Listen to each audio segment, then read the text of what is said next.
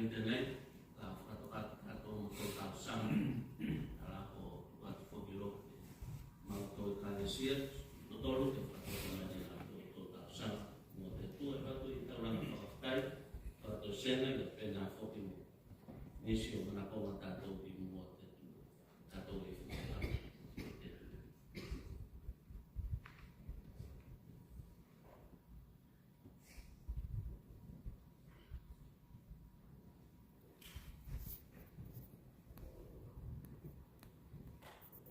Ya tua untuk kemana dia lain.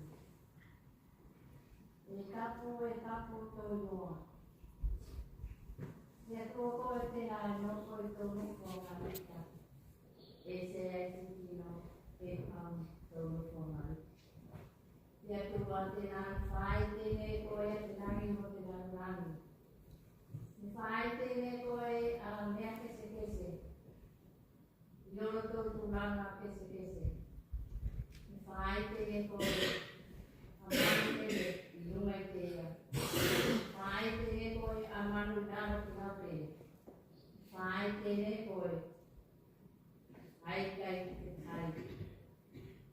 mote moana fai si do walo fatawa no do walo fanau ni fai te ko ate tanata yo foi na porque mea te mawhaia koe whakafoki atu o wiringa mo tā waena. Whakatai te atua. Whakatai mātou. Mo tautanga katoa e sāsāi ringa ne mātou. Eo pia whiri, eo ko a mea whainga tāna, whakatia mai mo mātou i ato katasi o tō rana. Te riki, mātou kai tonu. Kai whakatai mātou. Te ma fai ne ko tu ti na ne ko alfa ki o ma ka ro ke ta ka se yo ko rama te na ma o fai ro ne ma to a te o ga te manuia kai ma se te ka na ri o ko rama ia to ka si yo ko rama fa tai ne to ma to fa tai me te tono ma to I go reo fa ma ka to Mana, Yora Mato, Pasi.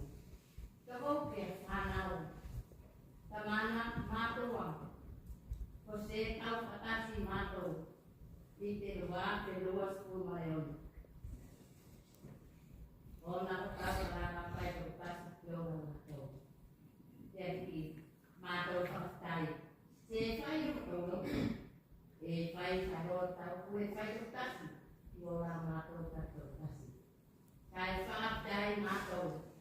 Moto walofa, atawhai mo mātou. Ko nei ko mawhai ne mātou, tāno manu i mai mātou. Ki te rua atu, rua sukuru mai o tēnei. Tēnei ko ka mata ne mātou. A te vai atu fō, o tō tau te o te tautanga fō tēnei. Ko whakafōki atu whairo ne mātou. O viti ngā moka nei a te ariki. E tukai Tō alofa ta whai. Tō alofa aku puru mō mātou. Tā ngata wai. Te o raka te ni o rai mātou. Te nā se mawhai so mātou viti ngā mō tā waina. Loto mō ngā mātou kato pasi. Awa te o ranga te o rangina e mō mātou. Whātai te atua. E la mona te loto whātai. O te viti a ne mātou tō alofa te tua. Ona no mastaki yaso kakasi. E paki mātou yaso tō ora. Te atua. Mātou ni tari tonu. Te seki tuku te akina ne ko e alwhanau. Ka ne hapo pulu ne ko yomi mālofa. Te ne ko mawhai ne mātou kau whakasi. I naro I koto whai kaku tēnei. I te whāo ato te kautanga fō tēnei. Te nā whakafōki e tui loki ki ngā mōtā mai a te atua. Mātou whakatai te riki. Mō tau whakasoa I aso whakatasi o tō rama. I mea tau te no tō ora whakafōtino. Ka wana me kai me ino. Mea nā wāwai mātou. Ko kōa ko rai whakapōpuru e i o tō kanaka. Tēnā e mawai ne mātou, a te orana whine mō. Te orana to kāna mārie. Tēnā e whakafoke atu i au ipi. Se ai te poto, se ai te mawhai. Se ai te inoa te mātou. Ako mātou kai tonu kou, tau aroka whai. Tēnei te ora e mātou. Tēnei e manuia e mātou. Tēnei e to kāna mārie i omu tau orana. Whakatai te atua. I te tura tēnei, whakatai mātou. Toi mātai mātou o mai kāna, aloha kou whaitai. Ona whafuanga, a wāte tāna o te whautanga fōu. Ke iai mātou i oto i o i mārufa. Ke iai mātou i taunga, ka kora ina le au tarinu. I te afi tēnei. Te te ai te mea whai ni mātou o whai, mātou e tuku ki tō ngāna kata. Koia ka whakalau refa ne ia. Koia ka whakau mai ne ia. A te poto te ata mai. A wā whanau, whakawhia kai taunu mai te afi tēnei. Kai whakatai mātou, mō mea tolo whakatoka mea koe mō mātou. Tēnei i ora manu ia rei au whanau. Kai si e ki karunanga whakatai a mātou. Ona ka whakawatanga. Tēnā mea wāna ia Yesu Kristo. Te tuku mai te mate luma te tātou. Te maniki te ratoto. Te māngalo e ia whanau. Kei whai e ni whakawatanga. Ki au te mātou tāna tātou mātou. Tēnā te tō tāuna whakatai tō mana. Kai tōru tō tāu tō roto. Se tai kai ulawa te tō tukua. Nāna whakatasi mātou. Ka koe Yesu Kristo. Te whakalawa neia. A te tō tāuna whakatai. Ona ko Yesu te tō riki tō whakawa. Te tau tāna koe mātou neia.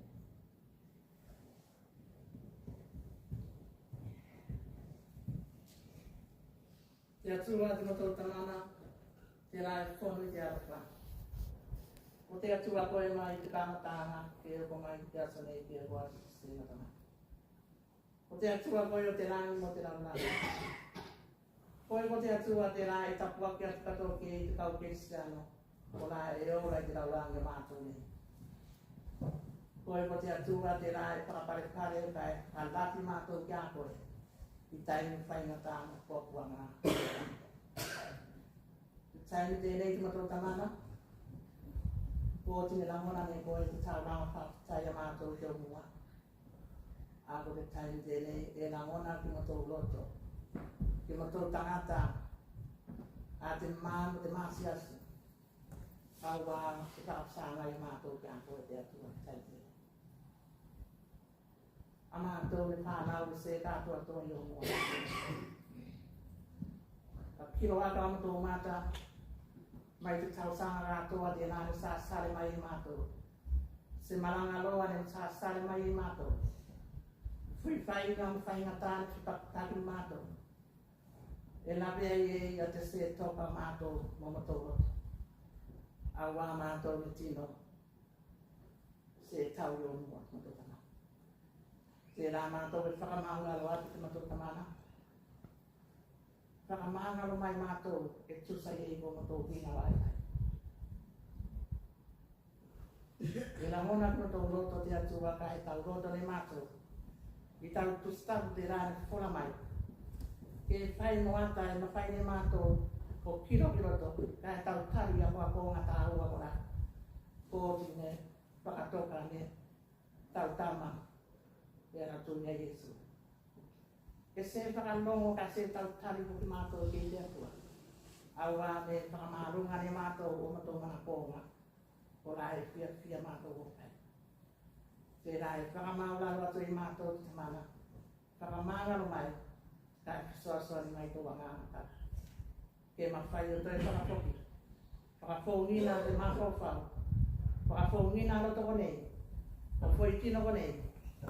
Te tausanga fōu tēnei ko sārengina, ke mawhai o la mātou i solanga tapu, solanga te rā e roto koe ke ki matou tamana te kai mātou.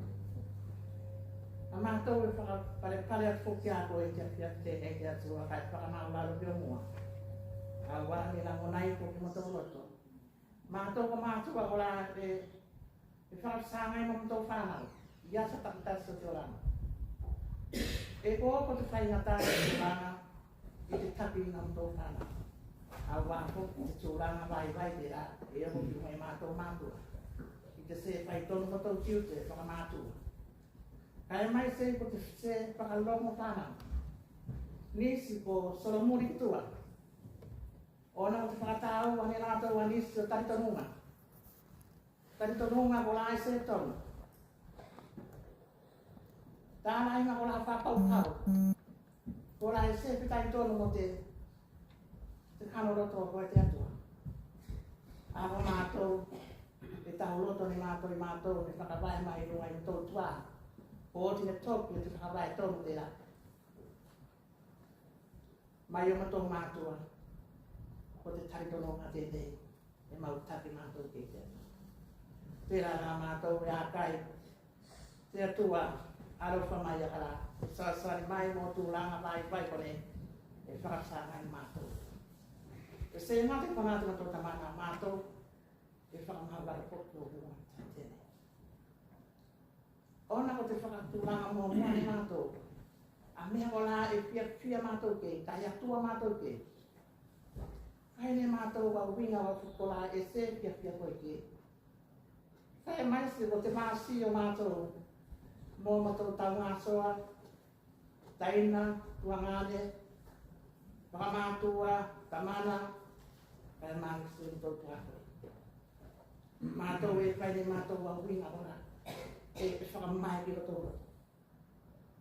E whaifungi mātou wa patua e whakamai ki roto nisi. Tēnā mātou e whakamāuraro te atua. E soa ni mai, kai whakamāuraro atu mātou, whakamāuraro mai mātou. Mō tūranga mana. Kai aroka mai ko e ngāta, soa ni mai ki mai mātou. Taim tēnei mātou e. Taku tino atu ki o mua te mātou tamana. I mātou ne tino e se whakamāuraro ki hara. Pera hama te kiro atu mātou ki a koe, ko te tamana, te la, e arofa. Kai whakamāo ni ka mātou ki sosai. Ona nā ko mātou ni pānau mai ni tino e angasana i o mātou. Kai ona ko kutūranga vai, mo te se kātoatoa, mo te se lasi te mai nāna o koe te koe te mātou. Koe ki arofa, ko whakamāo atu mātou e te awhiatu tēnei. Yo mo tau sari ngā tū lā pona e o ke te wakawhsa hai mātou mo koe te matou tamana. E whakamahara mai mātou te tota marino tau tama pāsere ko Iesu Kiriso. Te whakaratanga tāko ki whaine ia. I runga te sātauro, ne maringi tēnā toto, o nako te arofa mai mo te narurana. Le whakamahara ko ke ine i ha onto wa sara, vai na tō mātou. E tēnā te matou, tāro whakato e se o mua, koe te arofa, ke taria mai. O nako Iesu, kāla mātou i mātou.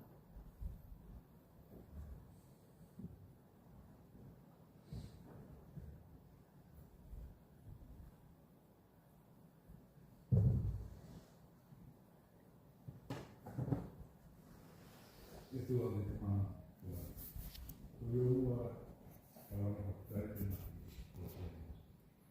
o la tana te kia koe te mā, ki mā tōna whare. Mātou e whaukana, pai e ora i awa nini. Ora o te se kātou, kai nāna te mātou, i tō mātou te. Mātou e tau ki awa i awa te te mana mātou, koe te te mana, te mana. Kai e rewa tato ki o ni awa, ki mana kōna kai rā. Kai te ni a vele koe te kasina mātou, i a te te tāu mātou te wharangai tō mana, i te whaki mana. Mō rā o rā, pānaki mo te whānta runga ki tēne, ke tau whāne e tō mana. Te mea e ki maua te māras, te mea te whai e rā o koto, ki a nāna tō mana. A te whaki mātou, me nāna e koe tō kia kia. Mātou e tau rā te tua mo te kātāna tau sana kini, kini ko wharaki i mātou tau sana. Ākari mātou kia tau, tau nā tōna te. Ki e tā tono mai ni koe mātou, i tau sana. Kasi naman ito ito wala tayo sa ulo yun. Kasi naman ito ito wala tayo sa ulo pa yung mga tuloy. Ako may ito yung mga tuloy yung mga tuloy. Wow. Cino sa iyo yung mga tuloy mga di mo na ito yung mga ito ito mga di mo na tuloy mga tuloy. Kaya kaya ito yung mga tuloy. May lang mo na yung mga tuloy. Mga tuloy sana sa lahat. Hal mga tuloy kaya ako kita katulong na ito. Kasi ito nung mga tuloy kita sa mata mo. Mata tao sa natin. Isa sa ito mga. Uwi na siya mga tuloy. Uwi na pamasya sa mga tuloy. Kaya tuloy ito mga pakamaan mo. Katulong na ito. Ano yung kahit sa lokal na. Jadi mereka orang terkadang jalan di tengah malu, saya mengulang. Sekarang kita dimaafkan untuk kali ini. Terus kita kasih menyebut malu saya mengulang. Di dalam malu kita malu teman malu saja. Siapa malu dimakan apa saja. Itu untuk itu di bawah ini. Ya Tuhan teman, kemana kita tentu tak mungkin menjadi tertentu. Kemana kita berkali sini, baik Cina tua berkali kali sini. Ya Tuhan kita tertentu. Saya cari kerja di berbagai kali sini. Kemana kita baik kantor. Kalau masuk di pena kopi, kemana kita tertentu. Ini panas itu Cina dalam itulah kita ada itu orang politik orang itu itu kalau itu yang mereka kenal ya itu adalah orang yang kita malu sih dari masyarakat tapi saya itu dia ada kerja teman yang itu untuk lain itu untuk kita kalau ini dipakai apa itu? Ini orang itu mati terus mati. Kemudian ini itu lain mati terus. Lain lalu tu mati. Kemudian itu lain. Yo manusia terus. Manusia terus. Dan aku dia itu mengalir. Dan aku dia apa pun akan tentang sesuatu. Pertanyaan ini itu. Laku. Mengalir apa ya laku? Amal yang itu berarti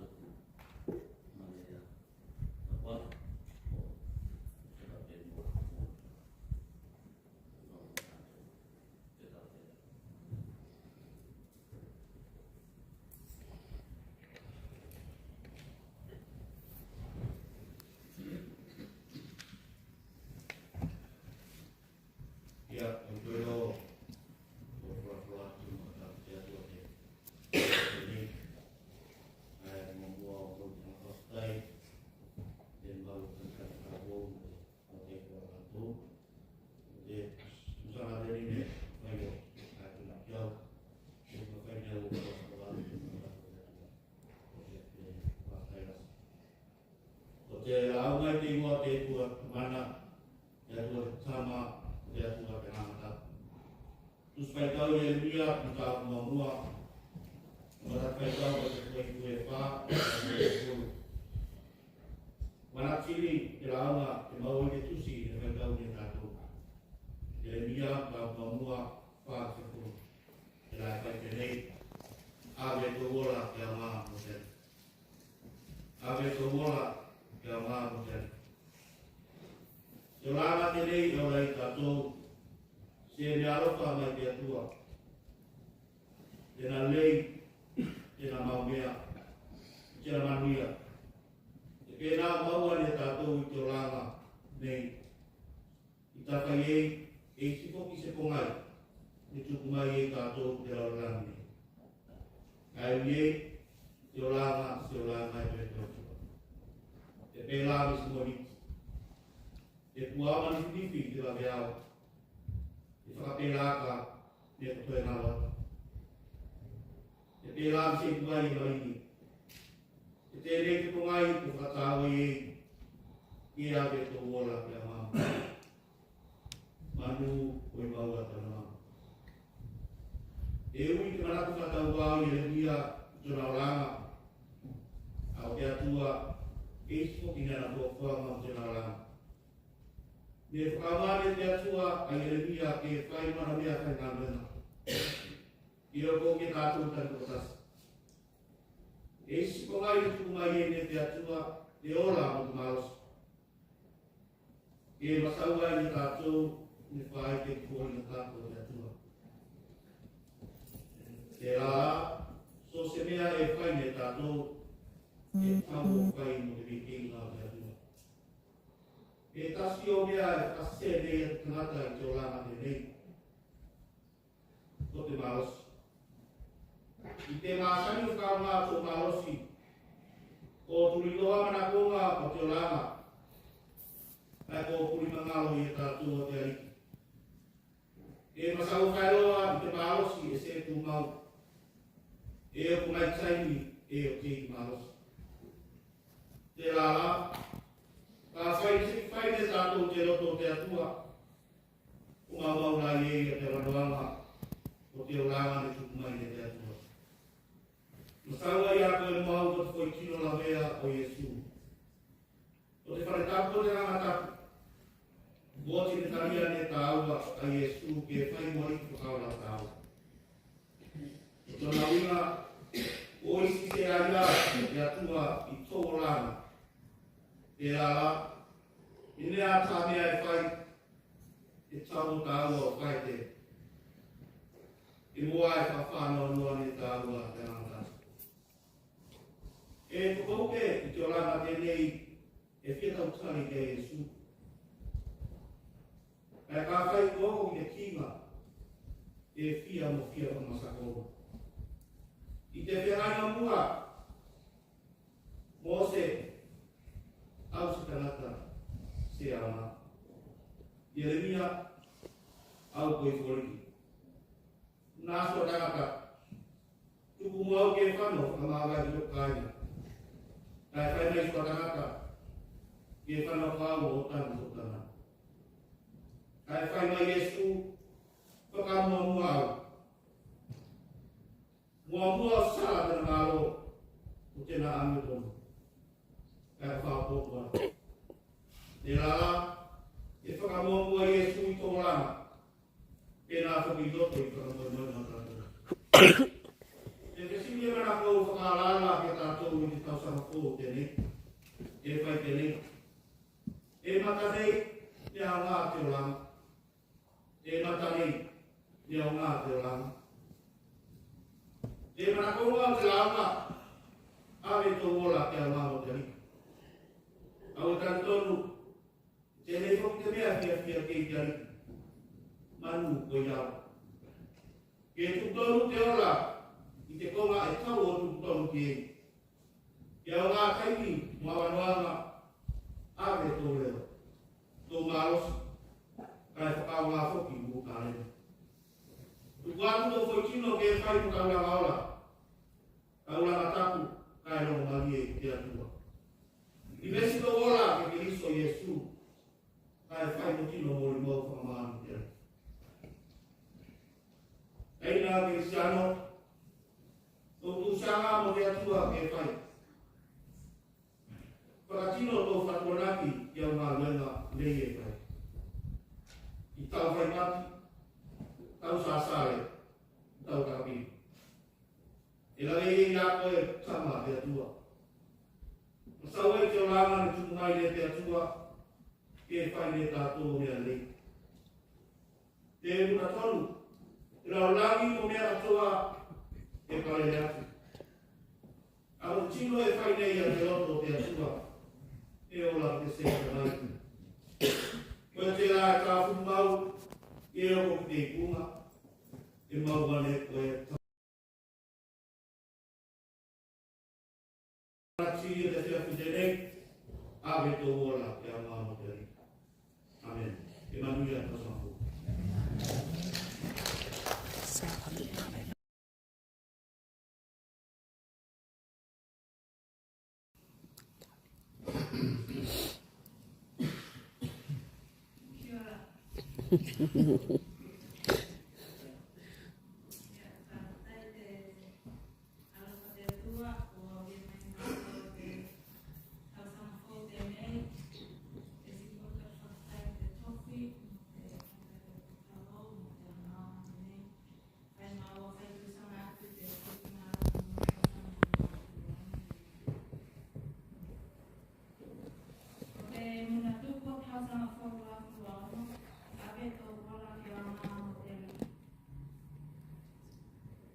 Live worthy for the Lord.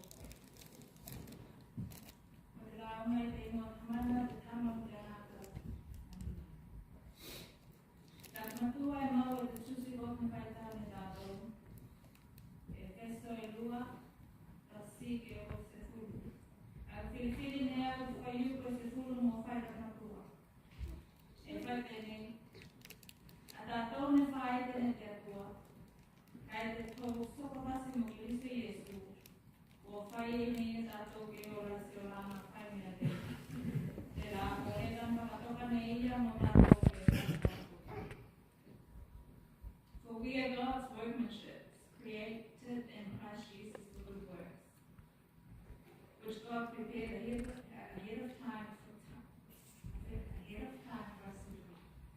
Sorry, guys. Bago ginagawa yung pene, tato sa kifkawalan na itong nalungalay, kaya nifakawalan mo kaya nalungalay. Tato sa kifkawalan na itong nalungalay, kaya nifakawalan mo kaya nalungalay. We're not saved by our good works, but saved for good works. At the Tusia Paulo de Galecia, episode de Fagamai, ne Fagalatana, salvation through faith. It is why you go about the Ifa, if I bene, the Fagalamina Tato, if Fatuanaki, it says men find me also as me out of fire of their tools. It says men come from Matamake also make a four, the sake of four of my winter.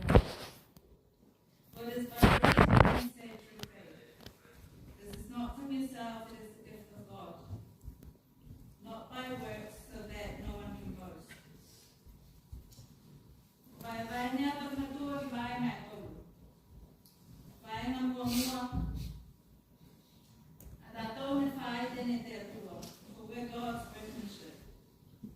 The term workmanship comes from the Greek word poema, which means something that has been made, something that has been created, a masterpiece. Dati the feeling that I might lay tato, kumiyataw ni matato sa subalo. Dalam coffee. Sulo kay ngali, kaya ito manakona mo katao niya ito palani. Kaya nga luwa, kaya gusto ko tasi mo kinisto Yesu, o faya niya tato kayo ay sulang kay Mele. Created in Christ Jesus for good works. Nafagalatan na tela ay maway Yesu Kiristo, ay maway tato teola. Moinesed me alofa de tua pene mate tato de ansala. Ka fai bola tato de fagalatana. E fagalamara pe pene tato wa te ora ilo de fagalatana.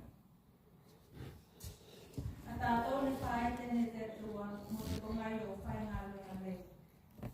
Kaya may singaluin lay, kula kasi mango dito. Kaya fine ko singaluin lay, yung sinelay. May abene ko masitino homeless ni may akay. Yung may bago itiro to kasi fine ko yung batay mo singaluin.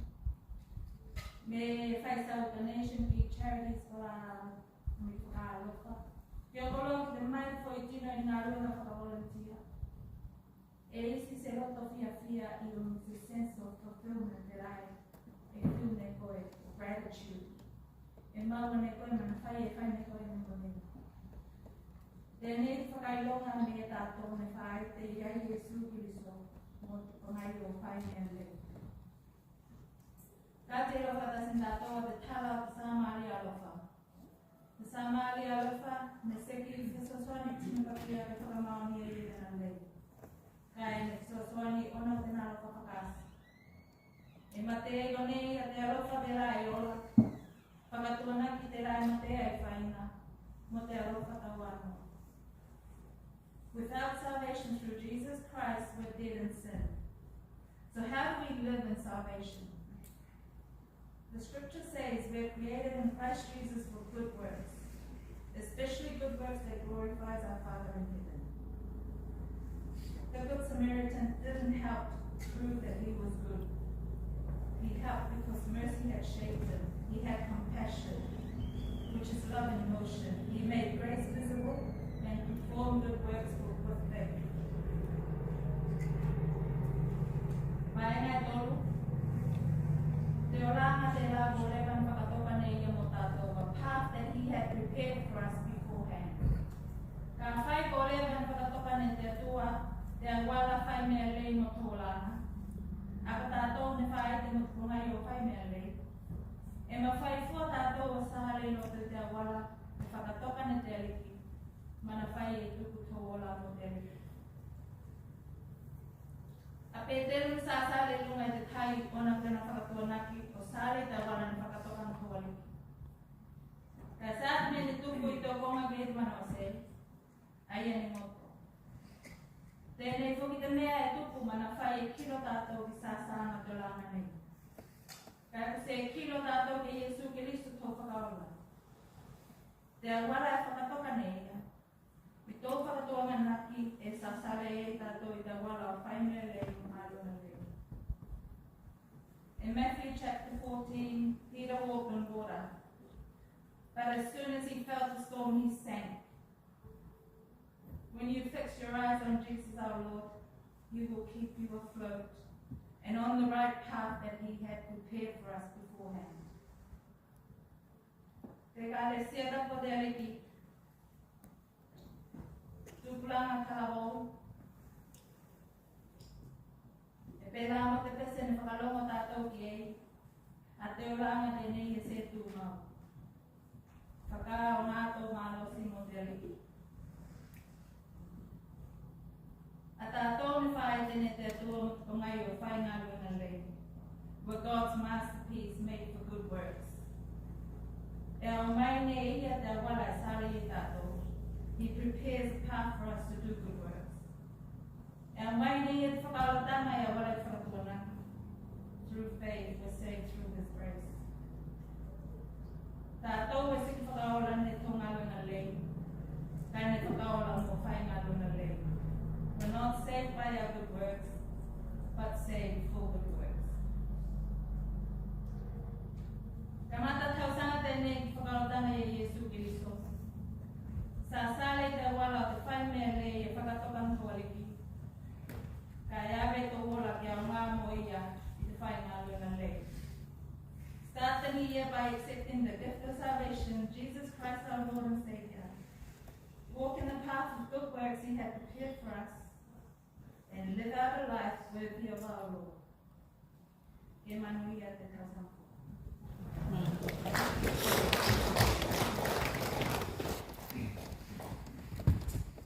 Ela moite profeta atas mai.